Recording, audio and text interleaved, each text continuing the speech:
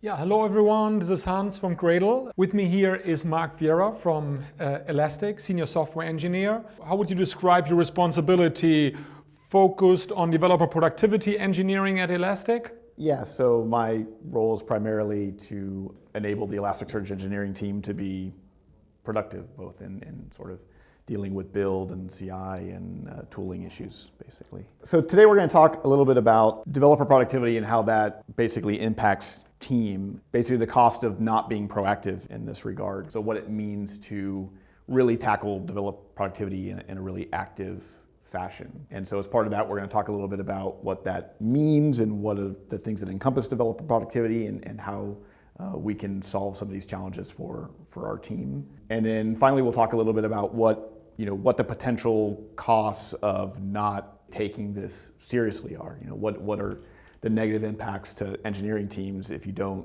really focus on developer productivity engineering as a sort of first-class problem within development teams. Since when would you say is that a practice, a focused effort at your team? I would say at least the last couple of years, there's been, at least for the last 2 years, there's been sort of dedicated engineering resources at that, in the sense that there's been a person or people that's been their main focus. Many teams have that as it's a sort of informal role. It's maybe something that someone on the engineering team does, but it's not their primary focus, right? It's something that they do. So for at least the last 2 years on the Elasticsearch engineering team, we've dedicated sort of members of the team towards that effort.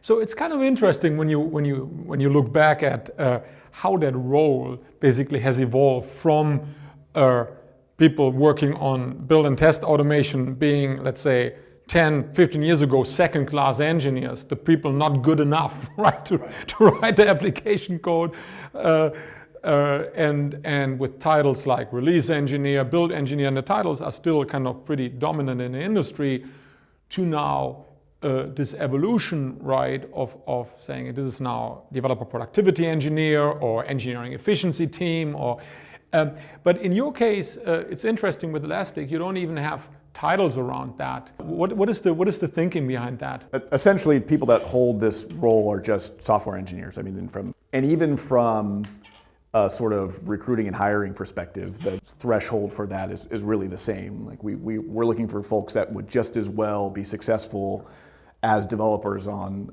the team, but really that have both potentially a certain skill set that falls more in that regard, but almost even more importantly, a desire to do that work, right? We want folks that are motivated to do that kind of job, which is sometimes the hardest part. Some folks are potentially well suited to do that kind of work, but want to focus more on the product stuff than the developer tooling stuff. So just finding individuals that are motivated to do that and that find a lot of satisfaction in making the rest of the team productive and enable them to do their job and then set them up to do that. And during this webinar, I will have, I think, follow-up questions on how you separate the work, because it's not completely like consumer and provider, right? The developers have to be involved in some capacity, and I'm super curious how you organize that, right? That collaboration with the experts, the people who are primarily focused on that, but then not just treating developers as passive consumers on that subject, but as active participants. I'm very curious about that. Okay, tell us a little bit more about your team and at what scale you're writing software. Yeah, so Elastic's been around for a while. Obviously, many folks are familiar with the sort of core product of the company, which is Elasticsearch, as well as the ELK stack, which is Elasticsearch and Logstash and Kibana. Some people might be surprised to realize that Elastic as a company is over 1,000 people now. We're probably approaching 2,000 at this point, and we're completely distributed. So we've got folks in 40-some countries, speaking as many languages, and so it's both really exciting, and there's obviously the challenges of being a distributed company all come with it at that scale. So my role is primarily is to support the engineering team for the Elasticsearch project, which is about 60 full-time developers.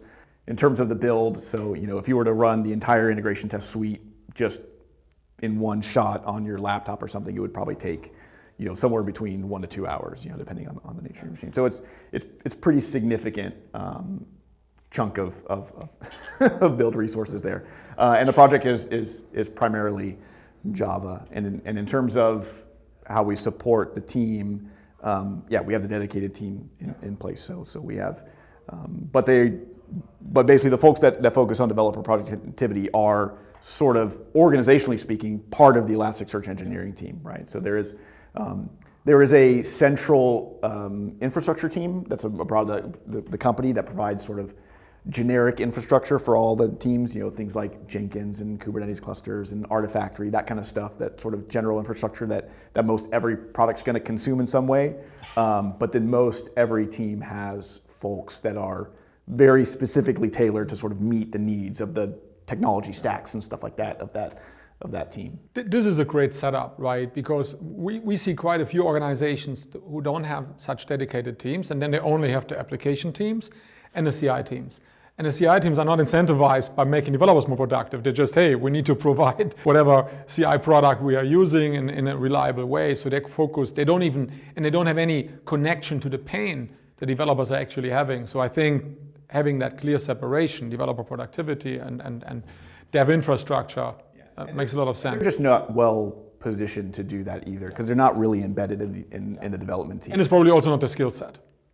Yeah, and they're having to, at Elastic we have Elasticsearch, which is Java, and then we have Logstash, which is Ruby, and then we have other stuff which is Beats, and we have machine learning stuff which is in C++, right? So having an infrastructure team that's having to support this huge polyglot ecosystem is going to be really, really hard for them to do. And from the dev prod team or developer productivity team, are you looking with your team that you cover all your time zones? Is that an important thing, so that you always have someone who can do, let's say, last line of defense troubleshooting help? Yeah, historically we've had basically someone kind of in the European time zone and someone in North America. Partly that just it conveniently worked out that way, but it's definitely a conscious decision as we sort of grow the team to kind of have, to some degree, some level of overlap and someone basically around during those hours if CI does explode for some reason, that you don't have to wait 12 hours for the person in North America to wake up. So it helps.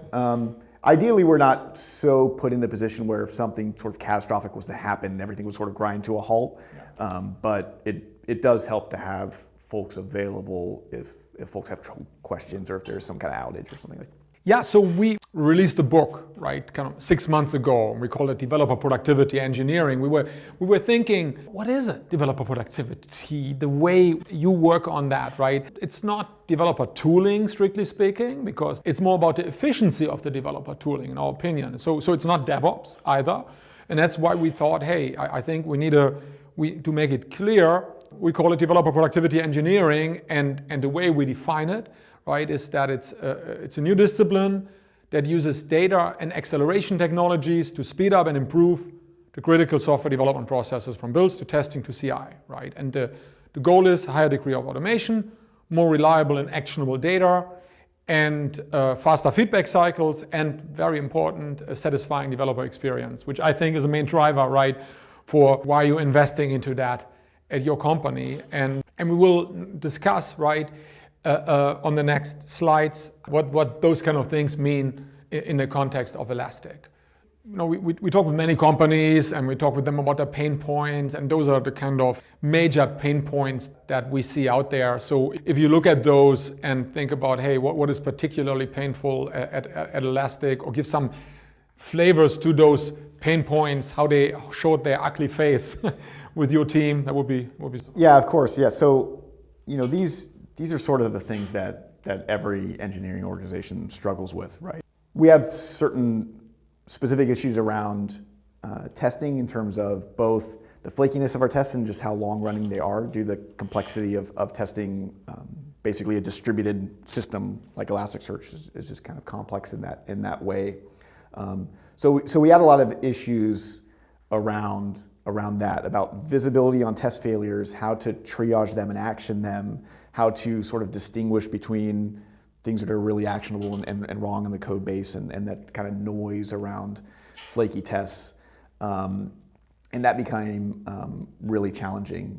And then we also kind of reached a sort of critical mass in terms of build times where we weren't well parallelizing the build, and it was just it was hours for developers to get PR checks passed, and then once those passed, once they merged something, then it was many hours past that. So we had a lot of issues around something would go wrong, something would get merged, 6 hours later stuff would start to fail. That person's long, in bed or whatever, and no one around is really in a good, position to action that. So for us, sort of reducing that feedback cycle such that the individuals around these sort of quality gates were around when they triggered, and also making those failures more actionable, more visible, so that when this person got some sort of notification saying, oh, hey, I merged something in and now there's failures, what really is this? Is this just another false positive or something? And then also giving developers, reducing that rate of false positives such that developers have confidence that when they get pinged on something, that it really is something they should probably look at, because eventually, you were getting to a point where there was just so much noise, no one was really paying attention, and if you let that go on long enough, you get to a point where it's like, okay, we have all these tests, so we're running all these builds in CI, but they're not telling us anything, right? We're not really paying attention. Yes. So you merge, although the pull request build is red, because your gut feel says, oh, it's probably a flaky test, right? So, and then it becomes a ritual. Yeah, cool. And we will talk about some of the other topics here in more detail on the next slides. So, but basically what you're saying, right? Feedback time, particular test execution time, and then the reliability of the signal, right? Those were the big pain points. And yeah, and if you remember at Gradle, similar situation, right? People were saying, damn, give me a CI build failure that I'm actually responsible of, right? I rarely have them. They're mostly not related to my work, and then and that's super frustrating. So it's not just, I think it's not just, of course, the worst, yeah, you go to bed, right, because it takes so long, and then you get up in the morning.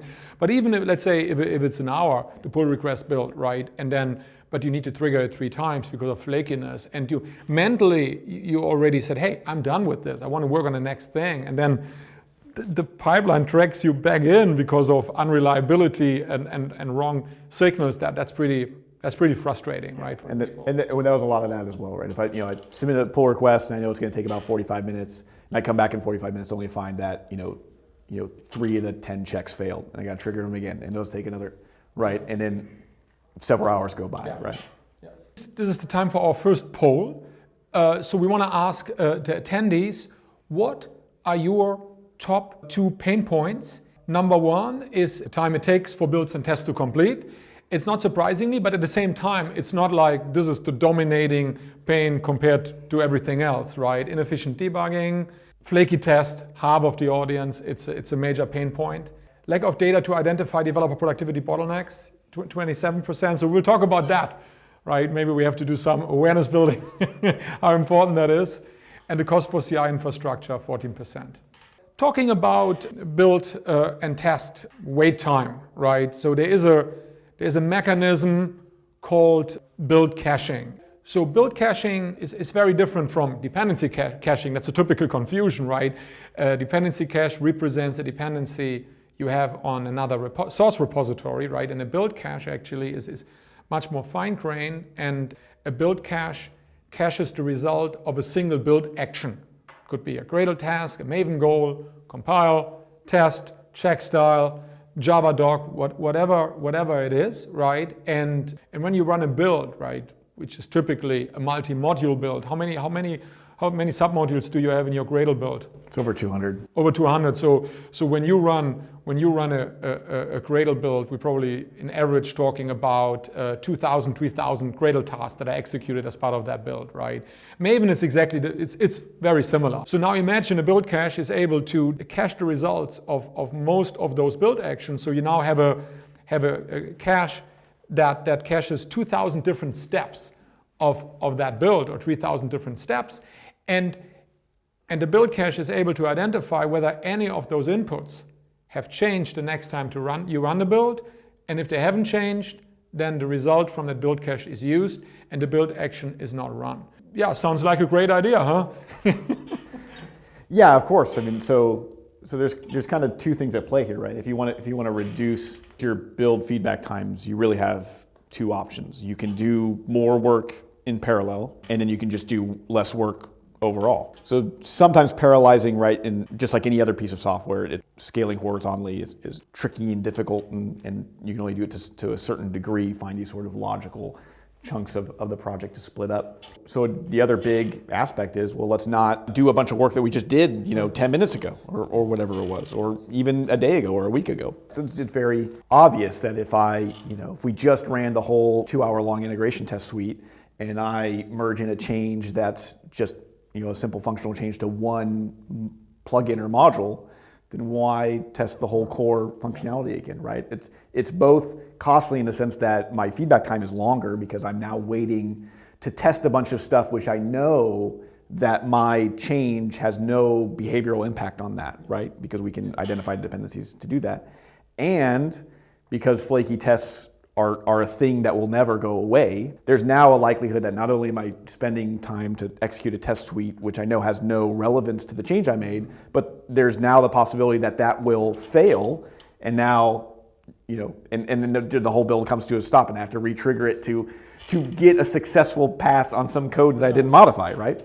So that was the big one for us, almost even more so than the feedback changes. We obviously want to get those feedback loops quicker, but as sort of one of the things we can do to address these long and some unstable test implementations is to just run the tests less often, right? So you just sort of naturally reduce the possibility of that happening. Would you be concerned that it also hides flaky tests, or they still show their ugly face often enough that you can identify them? You're going to notice if you have rats in the house without it being without it being a plague, right? You're going to see. So there wasn't much of a risk of well, now we'll never know. Those tests do happen, right? So that wasn't a big concern. Good, that's good, and that's a really interesting aspect of it. And I guess CI cost was also a part of the savings you get from those is also at least the benefit you don't mind. Yeah, that's almost just bonus points. So basically, right, for all the 68% that said I want faster build and test time, right, there is no way around build caching. I think it's like getting an SSD drive in your computer, right? It's like that kind of level that probably hardly anything else will ever give you such a boost for your build and test time for most projects, right, than a build cache. Yeah, you just have to be more intelligent about it, right? You only throw resources at it that only scales so far. The kind of interesting about the build cache is that it almost scales differently than the size of your code base, because realistically, if you had a really well modular piece of software, then you can almost scale kind of infinitely with this idea that, well, one single change set is going to be relatively focused, right? Yes.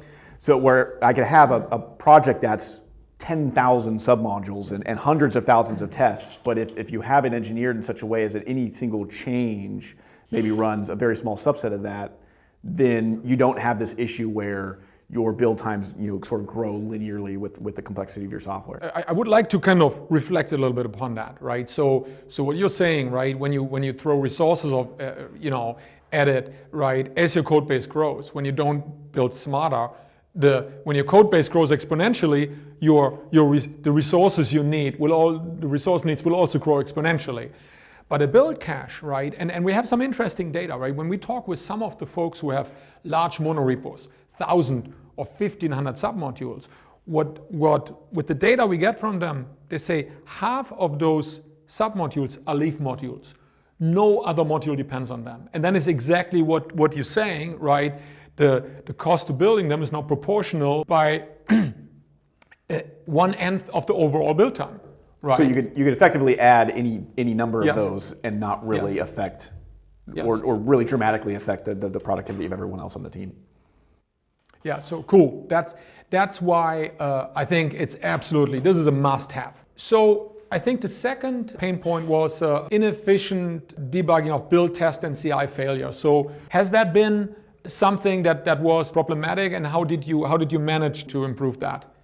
One of the problems we had was, with identifying these test failures and this flakiness, right, where we just kind of have this sort of fire hose of notification emails from Jenkins saying this thing failed, this thing failed, this thing failed.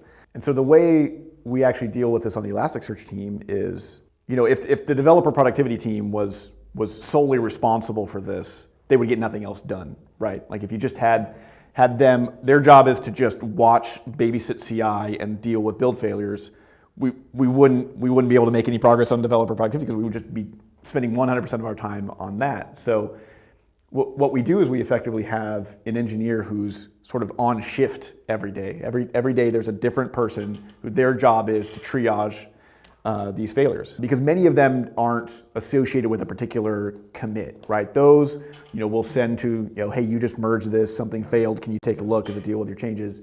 But we have these other large regression suites that run, every 8 or 12 hours that might have, 12 hours worth of commits in them. So it's not practical or really reasonable to spam half the engineering team saying, hey, these 10 build fails, it could be any one of Yes. you, right? Yes. And it's just not really an efficient way of triaging that. So we have someone that does that. And part of that is providing them some tooling to make that job easier, right? Just saying, well, here's the Jenkins console log. Good luck isn't ideal. So we found that while we were doing that, the folks that were doing that job just didn't find that they were being particularly effective. We had data all over the place. We're sending test failure data to sort of an Elasticsearch cluster they can search, and they have the logs, and then they have some other, the JUnit reports or whatever. So it's just kind of this disjointed, mess of data that they have to go to a bunch of different places to get the context for this failure and then try and look it up. So folks found that they just felt that they weren't really productive doing that job, and they found that, come the end of the day, if let's say 50 failures came in, they were really only able to really dig into a small percentage of them because it took so much time to go and find the information they needed. So we found that folks didn't have enough information to really dig deep into the issues that if you gave them the tooling and the context to see, oh, hey, this thing's failed, 5 times today, and it hasn't failed in the last month, that's probably something you should spend your time looking into versus something that just kind of came by, something timed out, it happened once in the last, 6 months, don't spend all day on it, right? And so giving folks that context, those tools to be able to kind of make those decisions on how to prioritize their time while they're dealing with these failures better has made a big difference. So to summarize that, right? So it's 2 elements from what I understood. One is basically a comprehensive set of data that is explorable, right? To understand the root cause of something, but then also have higher level data to show you, hey, this is how often that particular incident happened and when it happened, so that you can prioritize, because otherwise it's just failures, but how do you know how to prioritize those 60 failures, right? So have data around that. And in most cases that's more important, right? Yes. So if it kind of depends. If I submit a pull request and I get a notification saying one of my checks failed, I want to go, okay, what test failed? Let me go see, because it's more than likely it's related to the changes I made. But if I'm triaging test failures and I get a random failure that's from maybe some functional area of the software that I'm not familiar with, it's a different area team or something like that, realistically looking at the details of the failure, it's very often just not obvious to a random person on the engineering team what that might be related to. Okay, well, that's in this test, and that's so-and-so's area, and they're kind of working on this. Maybe I can figure it out. But by looking at the context and saying, okay, well, what's the history of this test? What's going on? Oh, hey, this was a brand new test that was added to the code base yesterday. That's an important thing to know, and that's really indicative of maybe something's going on. So one's kind of the tactical level of insight, and one's a more sort of strategic level, which is really important when you're talking about having someone just, hey, your job today is to look at test failures, and they might be from any part of the code base, many times parts of the code base you're not familiar with, but you're sort of expected to make some kind of a decision, at least point it in the right direction, and make action on it, open an issue, maybe mute the test if you know it's causing problems, things like that. Two more questions on that subject. So one would be, what about you are such a distributed team, and you also collect this comprehensive set of data for the people running local builds, right? Is that also something you have an eye on, or are you mostly focused on CI? Mainly focused on CI in terms of sort of keeping things green. Local build failures are sort of expected to happen, right? Yeah. Like if I see a test failure from a local build, or even from a pull request build, that it's almost expected, right? Well, the point of that is to catch a failure. If our sort of regression test builds have failures, that means something slipped through a quality gate. Let's say you see out of a sudden null pointer exceptions in local builds, where so it depends on the nature of the build failures, right? If we have build failures for non-verification type reasons for local builds, that does indicate. And you pay an eye on that, what the local experience is. Keep an eye on basically all those. We kind of triage those. It's like, on Monday, so on the last week, what was the top reason? Because those are kind of issues that kind of come and go. It's like, something's wrong with our Docker tooling, and our Docker builds are exploding all over the place. We'll need to nip that. And also in terms of just local debugging, obviously our engineers use that. Yes, they use it themselves, right? So there's a lot of self-service that also comes with that, right? And we've sort of educated the team very well. So if you reach out to develop, the build engineering team, and you don't send me a link to a build scan, you need to send me a link to a build scan. So one thing I just wanted to also reflect a little bit upon, right? What I really like with how you're doing things, right, is that it's not like, there is this group of people who we throw all failures at, and they have to figure it out, because that is probably the best way to lose your most talented developer productivity engineers, right? If that is what you're doing, right, for 1-2 years, then at one point you might say life is a little bit too short than just babysit CI failures, right? So there's even that aspect here that is something that really should be shared, right, across the whole engineering team. Yeah, and it has to be, right? There's just no way to reasonably scale that, right? If your job is just looking at read emails from Jenkins all day, every day after day, that's going to get old real quick. On the last topic, we already talked a little bit about that, right? So you said, and it's similar to our engineering team, I would say the biggest pain point have been flaky tests in the last 2 years, right? And I see that basically what I see at organizations that are, let's say, have a more fragile testing culture, they're trying still to introduce it, right? That is something that really endangers that effort, because for me, flaky tests plus super long running tests, right? This is basically what gives people excuses to step out of, doing test-driven development and only pretend to do it, but don't make it really part of the process. So you already mentioned a little bit about that, how you tackle flaky tests. So I'm very curious how you tackle them, and how you also, once you have identified flaky tests, how you organize the responsibility of fixing those. Yeah, so there's two main things, right? First, you have to identify them, and in a way that gives whoever's going to look at it enough context to really action on it, right? And then the second is actioning on them. And what I've found kind of really interesting is that when we do a good job doing the first part, the second part I feel comes really easily.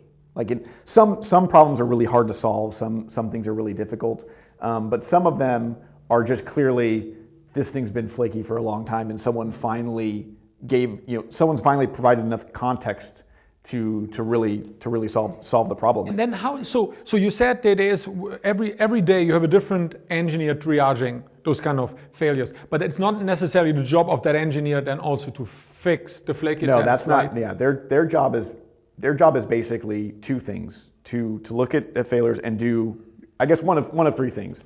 Either, okay, this test failed randomly. Okay, something timed out, or there was a network issue, it's hitting a service, and it's just an ephemeral thing, and maybe it's happened once in the last month, and that's just part of the game, right? Mm-hmm. The other one is, okay, this looks like probably a problem It seems to be limited to this one branch or something like that, or it's happening on these one agents. It's happened a couple times, and I'm going to open an issue for someone to take a look at. That kind of strategic view would come more from the developer productivity team, right? The person that's triaging would be expecting to use these tools basically to make that sort of just good judgment determination on whether. And to whom would he assign that issue? So essentially, generally, the area team, that owns that portion of the. And they are receptive to that, right? So there is a strong commitment. There has to be a strong commitment, right? That flaky tests are really evil, and once someone points them out to us, then we prioritize fixing that, right? Or at least we give you an assessment why it might be hard, Yeah, I would say in most cases. In the vast majority of cases, folks are really receptive, because realistically, I mean, if this test is so unreliable, we'll just remove it.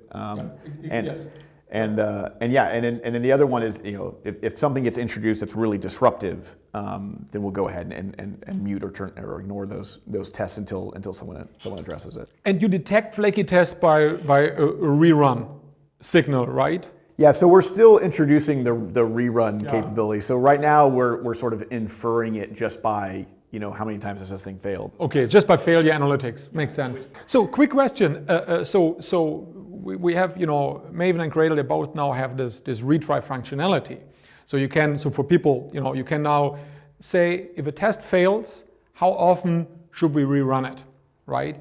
And what makes me a little bit nervous if people consider this a solution to flaky tests, right? Saying, oh, we run it 2 or 3 times and maybe 8 times, I don't know, right? At one point it will be green, and that's a solution. For me, I see it personally more, it's a signal. So if it were my build, I would say, I want the build still to fail. Even if when it fails the first time, it succeeds the second time, I still want that the build fails because it's a flaky test. But I want them to use the signal that it's flaky, right? Then to fix the flaky test. Yeah, we're still having to think about how we want to implement it, because it's almost more a process and cultural thing than a technical problem. Like how do you respond to that? Okay, now you have this new data point. What are you going to do with it, right? Because if the point of rerunning tests is just for things to go green, then you're not really in a better place unless you have some system in place to go back and okay, now that we've identified these flaky tests, go and address them. But if you have this sort of cultural thing where they're not prioritized the same as a normal test would be, that's been turned off because we have a lack of coverage, or that's causing builds to failure, which is disruptive, then they do tend to, the suspicion is they will just kind of get ignored. It's like, they're not bothering anybody. Yep. Right. So that's a sort of conscious decision we're trying to figure out on the team. It's like, okay, we introduce this, that data we get from it might be interesting, but what do we do with it? How do we treat those differently? Do we make the decision to still sort of pessimistically fail, or do we optimistically still get green and just use that data and action it later? And those are sort of questions. But it's a good point. It depends on the culture. If you can rely that people still take that signal very seriously, maybe you can get away with green, right? But in organizations where then this is just accepted as the remedy, but it's a good discussion. We already talked a lot about the analytics part, right? Why it's so important to get data from each and every build to understand what is going on. And you shared one little insight that comes concretely from your data with us. Do you want to talk a little bit about what happened here? Yeah, I mean, so the data is obviously really important for a couple of things. I mean, one is, like we're talking about, being active in sort of discovering issues, right? So you kind of keep your thumb on the pulse of everything and then sort of see when there's regressions or problems happen. And then the other one is obviously, so we're going to put in place a solution, and we want to see the change, right? We want to see that we fix things or aided things in some way, and whether that's with implementing the cache and seeing that build times go down, or sometimes you work to make something cacheable and you don't get the result that you expected, right? These sort of things are sort of non-intuitive sometimes. So this is just a really kind of obvious example of we had a regression in a test suite, where this test suite was very consistently running in route 19 to 20 minutes or something like that, and then suddenly it's jumping up to 30 minutes. And so, obviously the question is, okay, something's clearly happened, right? And what is that? Did we introduce a regression into the product, right? Is there a performance regression in the product? Is there something wrong with the test suite? Did something change with the infrastructure? If so, where did this change happen? And so in this case, we started doing all that analysis because we have the data. We say, okay, well, this started happening on this day, and then we can reach out to the performance team and say, hey, have you seen any performance regressions in the software? And say, nope, all of our performance test suites are good. So we it's unlikely that we got, that it's there. Okay, well, is it something in the infrastructure? So we can go and we can see, okay, well, this is happening on. We saw this on our Windows agents and our Linux agents and all over the place. But you can filter, right? That is the right. power with the data. You can say, show me the build time just for Windows, show me the build time just for Mac, for Linux. Yeah, exactly. I can see. It was like, well, is there this suite of 1,000 tests? Are there any particular tests, right? And we see, nope. It's basically all the tests across the board are taking a little bit longer. And then we can see, okay, well, is it happening across the board? Oh no, it's not happening in these branches. It's opening up. So something changed. Yes. In these branches, which we found out to eventually be, we added some additional tests, and in adding those tests, we added basically cleanup logic for them, and the cost of that cleanup logic on every test was really, really costly, and in many cases we didn't have to perform it because if we're not testing that capability, we don't have to do the cleaning for it. Yes. And so when engineering came back and implemented that, we obviously saw the clear reduction in time, and ended up running faster after the fix than before the initial regression. So and I think that's a very, very important point, right? Because the combination of tools you need to have to make such a thing work, right? Because what we're seeing, and you already mentioned that, a similar situation with the 50, 60 failures the person has to triage per day, how to prioritize, right? So with regressions, for me, it's the same thing. First of all, you need to see them. Right? I would say most organizations on the planet, they would not realize that there's a 5-10% build regression happening, right? Because the fluctuation is too much, the data is not precise enough that they measure. But even if they would see it, they don't have good data to analyze the root cause. And that means with the, let's say, resources you have, you just surrender to those regressions because you cannot, it's just too hard to figure it out why. And then 2 weeks later, you're used to the new build time. That's now the new normal, right? So, and that's what you said, basically. You want to have clear indications something has regressed, but then also a comprehensive set of data to understand why. If that is not at your disposal, right, then it's kind of, what can you do, right? You bump the timeout on that test suite, right? Yeah. The next thing we want to talk a little bit about, right? You now have a developer productivity engineering team, and let's say an organization wants to get budget for that, right? So we still see 500 developer engineering teams where one person is responsible for build and test, which is, I think, in both our opinion, not enough, right? Right, so you try to make the business case. Why? Well, I want 5 people in this team, and then a person said, well, 1% of our engineers should work on developer productivity.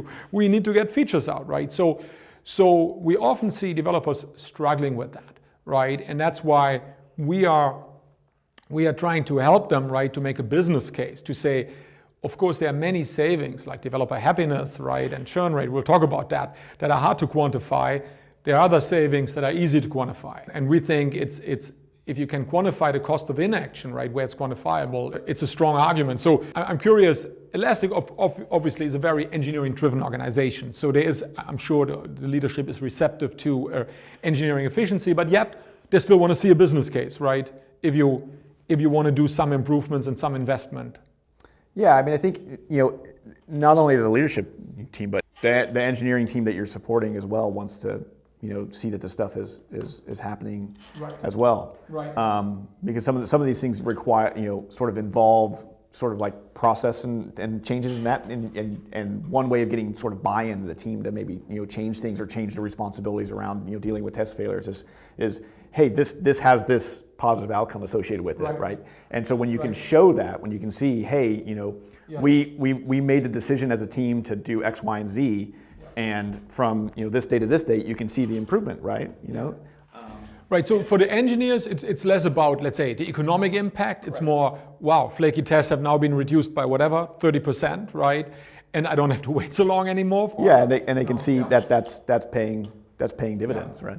This is not elastic, right? I mean, we picked an example team, right? Some things are similar, right? 60 engineers and 1 million CI builds per year, right? But build times and stuff like that. We just made that up, right? To have a quantify the cost of inaction discussion. So this is now an interesting one, right? 68%, right, said they want to have faster local and CI build time. When we look at CI build wait time, so you have, right, 1 million CI builds per year, right? But the calculation is not quite that easy because you have very different types of CI builds, right? So you cannot just, people are not waiting for every CI build to finish, right?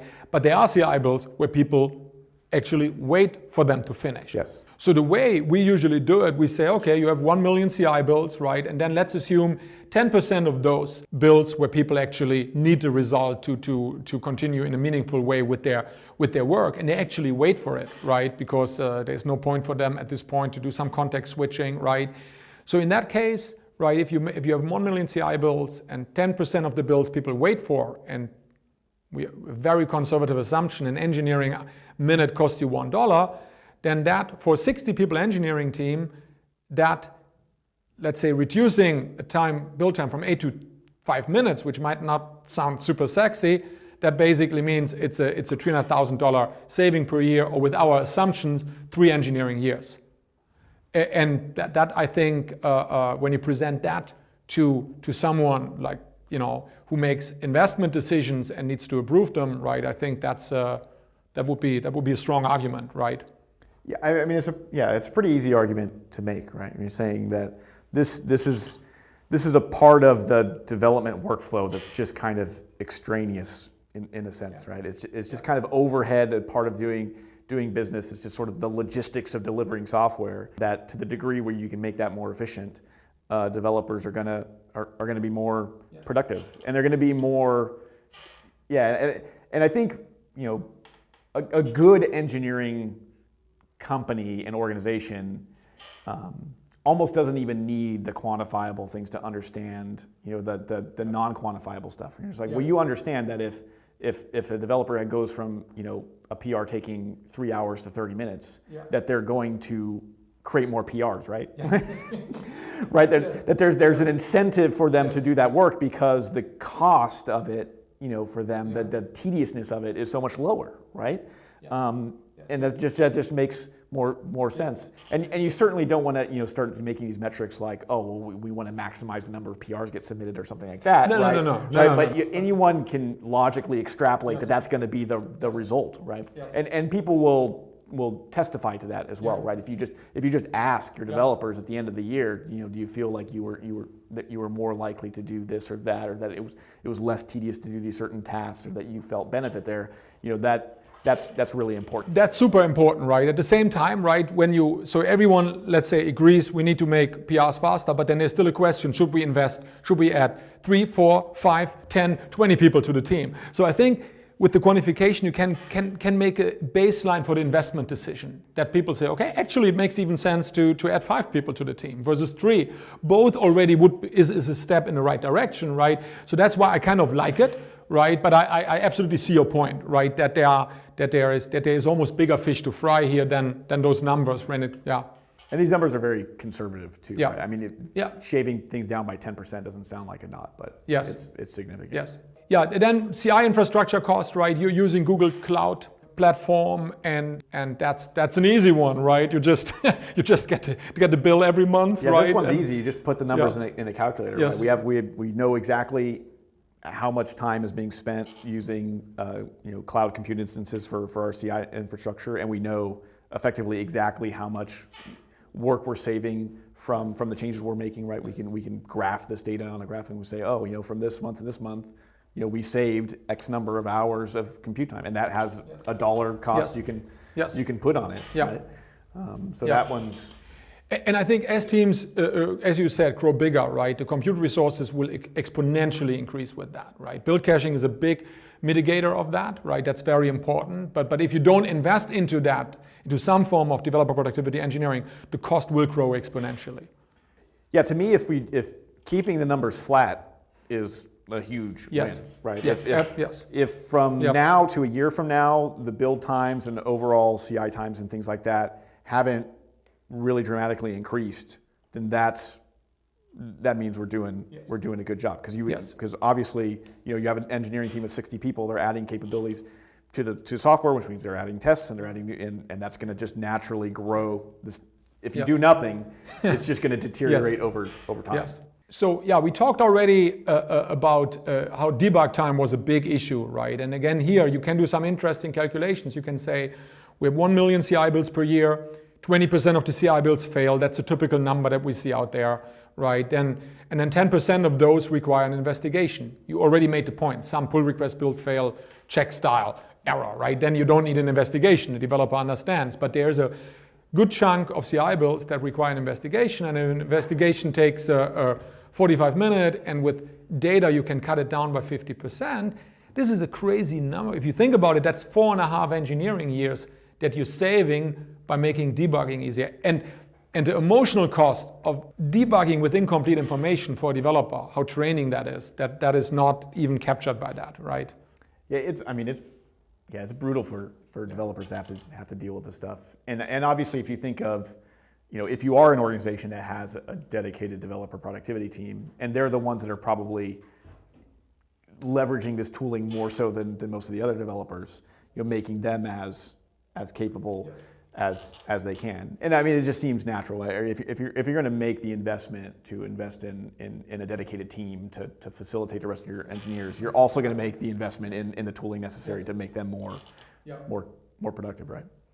So yeah, if we look at that, right, for this example team, right, we have something like 15 engineering years of that 60 developer engineering team. It looks so innocent if you look at the numbers, but if you think about it, what a percentage of your R&D capacity can be leveraged by investing into developer productivity engineering. Why wouldn't you do that? And I'm still shocked how many people know gut feel wise how bad the situation is, and yet organizationally they cannot move to make that a praxis. It's fascinating almost. Yeah, I mean, everyone has a sort of joke job of like automating away someone's job, right? And in a way that's part of it, right? I mean, part of developer productivity is automating things and finding inefficiencies in the process, right? So not, of course, if you were to give anyone some chance to come in and say, okay, you have this team of 100 people and you're doing this, and that, what can we shave off, to make that job easier? And certainly there's going to be something, right? They're going to identify something, whether it's, the builds are too slow, you have this clear inefficiency in there, or, you have these test failure issues, or you just have some part of the process that can be easily automated. So, but to do that, right, it has to be a dedicated effort, and it has to be a continuous one, right? It has to be, this sort of, you have to iterate on that, right? So, yeah, I mean, otherwise you're going to have, you end up in this thing where you have like some of your developers wrote some script to do this and that, and some have done this, right? But you don't really have this concise or sort of general way of addressing the issues that every engineer on the team is going to have problems with, right? So I have one question. Sometimes we hear from organizations, okay, we can do this push to improve everything for 3 months, and then mission accomplished, right? Would you say that after you practice that with a very capable developer productivity engineering team, a very capable engineering team in general, after you practice now in a very dedicated way developer productivity engineering, do you see the workload decreasing in any form? No, yeah, I mean, it's like any other software effort. I mean, the list of things to do is infinite, right? There's always something to do. And always something changing, and always something new. So it's just a matter of reevaluating the priorities and triaging issues, and thinking about where you want to focus your next effort in terms of getting the best possible outcome and aid for your developers, right? So that has to continue to happen, and just the cost of doing that, of just these engineering projects are really complicated, and the teams are doing a lot of interesting things, and so getting some folks spun up on how does this team work? What are their requirements? What are the kind of unique challenges that they have? okay, and now implement some solutions for it. Yes. And then you take all that institutional knowledge and you throw it away, and then maybe 18 months you do that again, right? Yeah. Just the cost of doing that would just be tremendous. So the soft costs are almost more important than the hard costs, right? You mentioned that. So if you look at, right, developer and build engineering morale and recruiting and retention, how important is that aspect for Elastic? Why they're investing into developer productivity? Yeah, I tend to focus on that. And again, because I think any sort of healthy engineering organization will find these things to be obvious, right? And that you don't necessarily have to put a dollar amount on the benefit of this to sort of justify the expense of investing on it, right? I mean, you can just, your developers will tell you, right? And that's a really kind of interesting thing too, right? Is having this sort of healthy culture where the engineering organization is set to both these changes are visible to them, and it gets communicated back to the developer productivity team, right? So I'm really fortunate in the sense that I work for a team that's very appreciative of the work we do, right? And they regularly make it an effort to say, oh, hey, I just did, annoying thing X, and it was much less annoying than it was a couple of months ago. Right. So that's what the engineers, the feedback you're getting from the engineers. And do you also give them regular kind of metrics? Hey, flaky test has improved by that, build time has improved by that. Are you using the data that you're collecting also to communicating what is the situation at for developer productivity at Elastic? Yeah, we try to do that fairly regularly on a regular basis, kind of give a kind of state of the union. It's like, because I think people kind of forget and they kind of get really, really accustomed to the status quo, right? People find regressions really, really easily, right? But they can kind of, hey, remember when a year ago that those tests took 3 times as long as it did today? People forget really easily. If it goes back, they'll remember really quickly. So sometimes it's just good to be kind of reflective on the accomplishments you made, because you can make a lot of improvements and you can get very comfortable with those improvements you made, and you sort of forget, like, oh man, we just came from a much better place. I think that's just a good way to sort of remind the team, hey, we're headed in the right direction. Because also there's, this thing is kind of cyclical. Sometimes you have a bad month and then things are kind of off, and it's good to, I like to kind of send out data like, hey, if you compare this week to a week 2 months ago, we're still way better off. It's almost, these sort of like, Jenkins in the emails is kind of like the news. It's like it's a sort of catastrophic picture of what's going on, and sometimes it takes actually looking at the data and say, well, actually, realistically, we're doing a really good job. Yes, great. I think that's super important. You said you do surveys with developers, and the gut feel, how they feel, is very important. But then also to underline that with, this week was weird, but look, the trend is going in the right direction. I think that's super important that you're able to show that. Right. Yeah, and we talked about it. Time to market, of course, right, and it will lead to better products, right? I think not just faster, but also better products, right? If the tests are, if you run more tests, right, and people take the test results into account and get more feedback on their changes, at the end of the day, it means a higher quality of the product that you deliver. Yeah, to the degree there you can have less distraction to your developers, and you're gonna have the better product when you have better engineers, because you're gonna have engineers that are motivated to want to work on a team that takes this thing seriously. That's probably the most important thing. Yeah, good point. So conclusion, right? By investing in developer productivity engineering, right, and we have a great product for that. Our developer productivity application called Gradle Enterprise, right? But it's about the concepts we talked about here, right? With acceleration technology, you can cut average build time in half instantly, usually, right? You can decrease the incident mean time to resolution dramatically, and you have all the benefits of the data, right? To detect bottlenecks, to detect regressions that you need to keep your productivity and tool chain efficient over time, right? As the code base evolves, as the code base grows, as new technology is entering the tool chain. Yeah. So any conclusion, Mark? Any final words you might have to our audience on? Yeah. I mean, I guess I would just say that hopefully I would say to most organizations it's clear that this is a sort of missing formal role in many ways, right? And how every organization structures it or formalizes it is potentially a little bit different, but it should be pretty obvious, right, that the benefits of having folks that are both have the skill set necessary to do the work, the motivation and desire to do the nature of the work, and also be given the resources and empowered to do that, right? So the organization is like, hey, you folks over there, your job is to focus on making the team as productive as possible, and we're going to give you some amount of resources and freedom and license to make certain decisions, and that the whole organization team has buy-in on that effort, right? And I think that most teams that have gone that route have found that it's been successful once they've made the conscious decision to do that, and then finding the people that are well suited to do that role. But obviously, step number one is to admit you have a problem, I guess, in a way.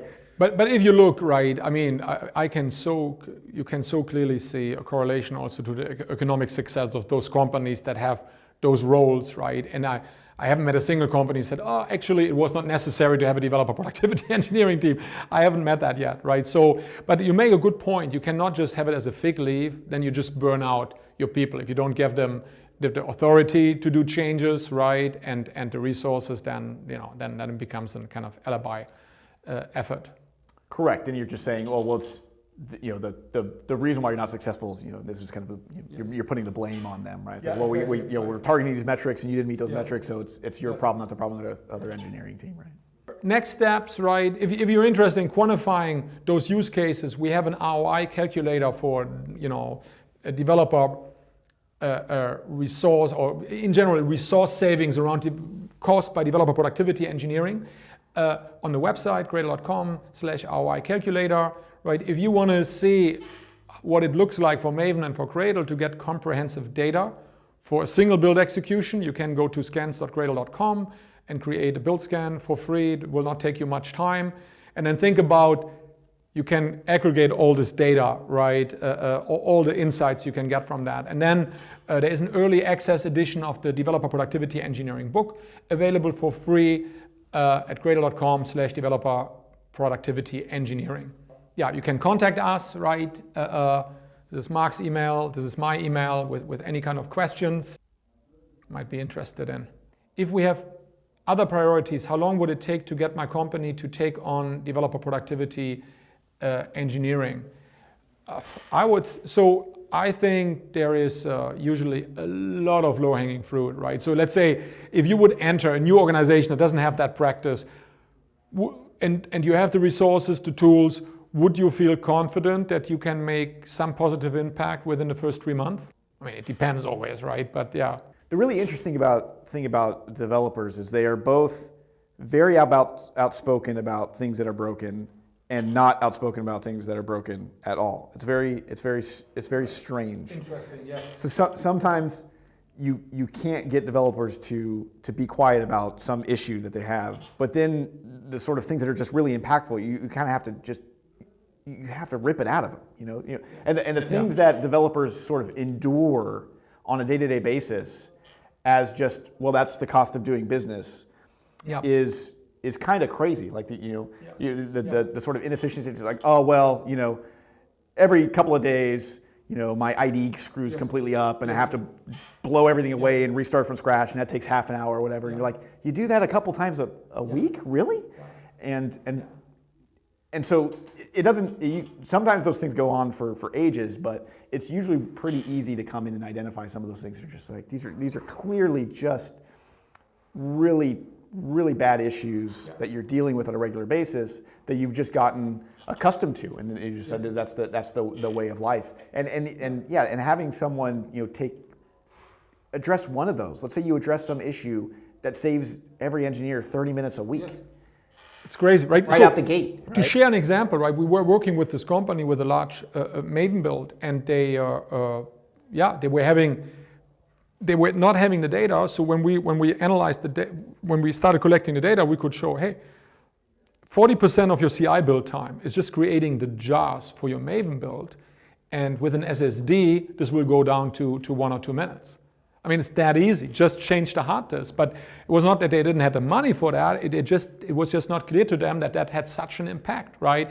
And I'm sure once you start doing this, most organizations will have some of those low-hanging fruits. We had another organization that were running many of the integration tests twice because Maven was so complicated to set up with fail-safe and surefire and stuff like that, right? So they were running them twice, and everyone was complaining about build time, right? And I said, yeah, it's a big problem, right? But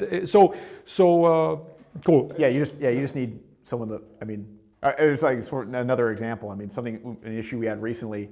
The way our build was engineered, we build Docker distributions of Elasticsearch, and we build a couple different variants of them. Yes. But the way the build was structured is we would build them serially. So and building a Docker would just take 4 or 5 minutes, and then you build the next one, and then you build the next one, and it's just like we can probably build these in parallel, right? There's no reason why we can't do that. Yes. And so that's you're shaving 5 to 10 minutes off the end of the build just by doing something, just by noticing that, right? But you have to have someone that has the time to do those investigations. Right? Cool. We have a couple of more interesting questions. So how does Elastic handle pipeline issues that occur outside of a Gradle or Maven build, right? Pipeline code, external deployment testing, etc.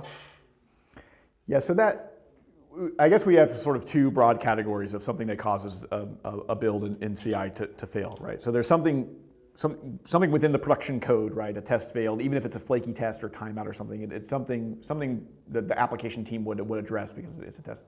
And then there's sort of everything else goes in the broad bucket of like infrastructure type of stuff, right? Yeah. And in a way, the sort of build itself is considered part of that infrastructure. And depending on the nature of your team, who sort of owns the sort of developer productivity people may not necessarily exclusively own the build per se, right. But in the case of Elastic, we do. So essentially, if a developer has an issue where,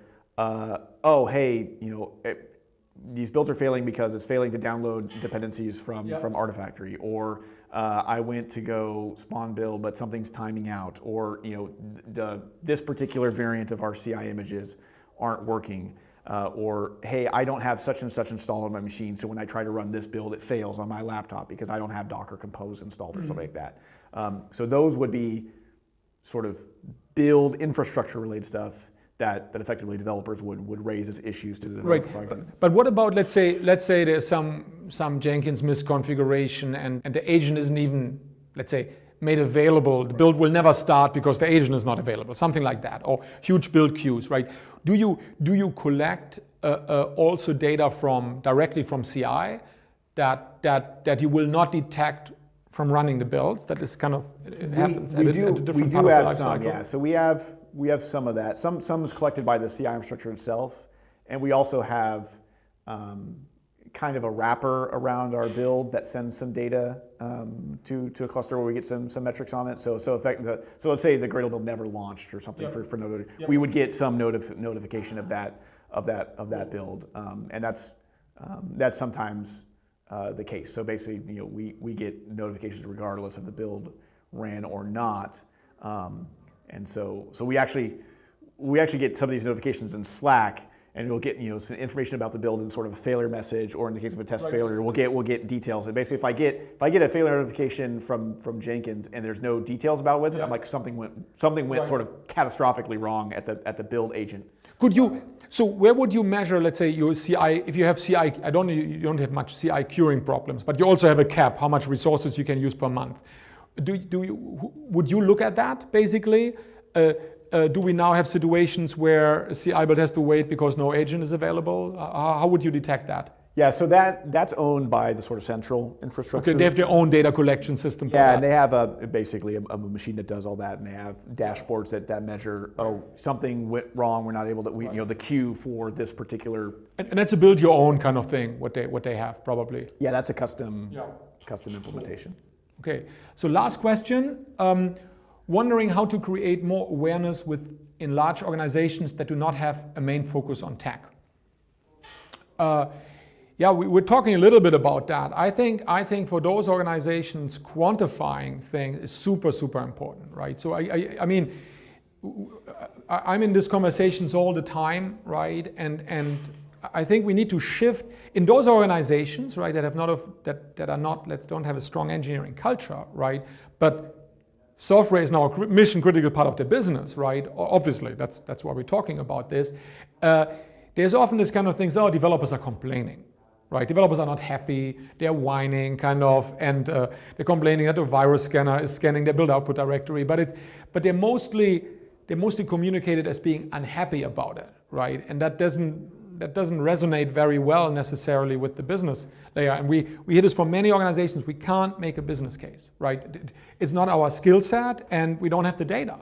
So we can only share our gut feeling that this is really, really hurting us, and that gut feeling is not taken seriously in those more business-run organizations, right? That's just, and that causes a lot of frustration. So it's all about the data, right? If you have a virus scanner checking your build output directory, and you can or if you want to make a decision, Windows versus Linux machines, whatever, yeah, you need the data to say, okay, if we don't change that situation, right, that costs us 20 engineering years per year, right? And that completely changes, I think, the way this will be discussed at organizations that are very kind of business driven and don't have much engineering kind of soul. Let's put it like that, right?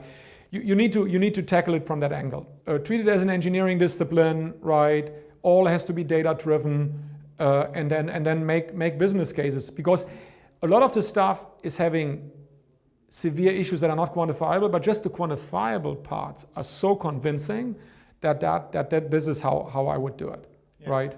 I think part of it too is that it's the way the engineering team phrases it, right? When sort of addressing the sort of broader scope of developer productivity is not about buying this box and plugging it in, and then it's gonna, which is, I think, where some of that tension comes from. It's like, oh, well, it's just the developers want some shiny new toy and they want us to pay for it. Yes. It's like, no, the developers are asking for someone to come and help them, right? Which is not necessarily a thing, but it's a set of tools along with the people with a certain skill set that development team maybe doesn't have, right? So, yes, and I think that in many ways when you come to management that way, it's like, hey, we're struggling with this thing and we don't have necessarily the skill set or the experience to address it, and we need to find that in some way. And I think that's going to be more receptive for potentially a non-tech background that doesn't have the sort of developer empathy because they've done that role, but they can understand you need a different type of person in there to do this job. That I can get. And the last thing I would share to the person who asked that question, right? There was a fireside chat with a Wall Street executive and a Silicon Valley executive, a company that pays a lot of attention to developer productivity. And the Silicon Valley executive was basically saying, well, if we only had the quality of your engineers, we could do all this amazing stuff, right? And then the Wall Street executive was saying that, and the Silicon Valley executive was saying, guess where we got them from? From your organization, right? And that's so I think that is a very, very important part. If you consider software now mission critical for your organization, talent is so fundamental, right? Engineering talent and those people that are talented, they want to create stuff. And if you make it hard for them to create stuff, yeah, then they will look for organizations where they can much better fulfill their potential, right? So that is key. Awesome. Yeah, thank you very much, Mark, for coming here. Really enjoyed that developer productivity engineering conversation. It's still a discipline where we don't have yet a very visible tribe. So that's one reason why we want to do that. We want to raise awareness and get like-minded people together, because it's hard to find places where outside your organization where you can discuss this, right? And thanks for everyone attending. Thanks for going over the time with us. And talk to you soon. Have a nice day. Have a nice evening. Bye.